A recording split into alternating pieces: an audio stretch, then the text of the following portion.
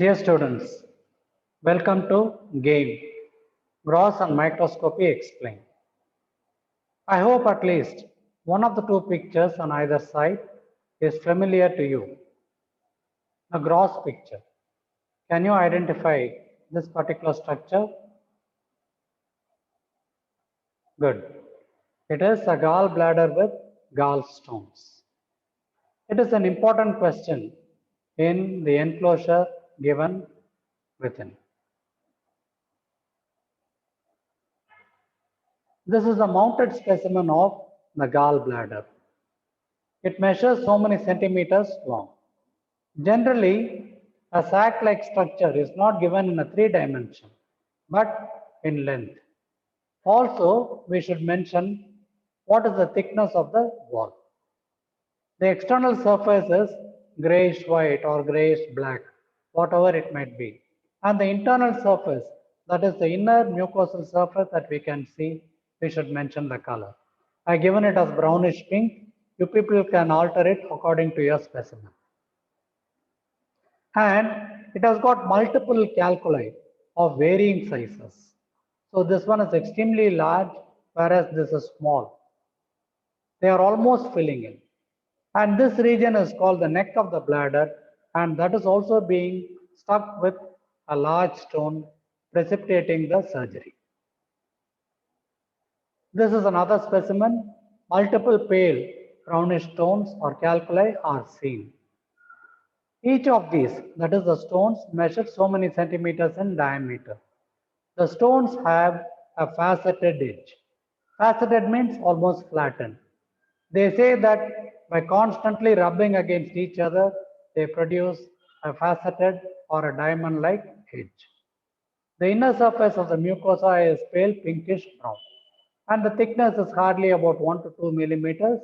The external surface is darker brown in color.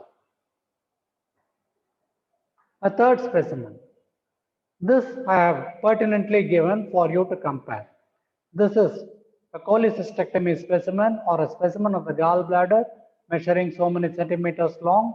The wall is about 2 to 3 millimeters and it has got multiple calculi, some of which are very small, hardly 2 to 3 millimeters, whereas some are more than 1.5 centimeters in diameter. The color is brown and it has got a faceted edge. This is a pouch. There are different kinds of containers. One is a pouch or a bag that an old lady carries for keeping her cash. It has got exactly this kind of an appearance, so it is described so, sac-like. This is a microscopic picture of the normal gallbladder in which the mucosa is thrown into folds. It is lined by simple columnar epithelium as is shown in the enclosure. Lower down there can be mucous glands, and these are the longitudinal and the cross sections of the muscular fibers. Mucosa, folds, mucous glands, muscular bundles. This is a slide of a chronic cholecystitis and the source is given over here. In this I am finding again the mucosa is thrown into folds. It is lined by columnar epithelium, and if you observe carefully, there are multiple fine small dots throughout the lamina propria or the mucosa.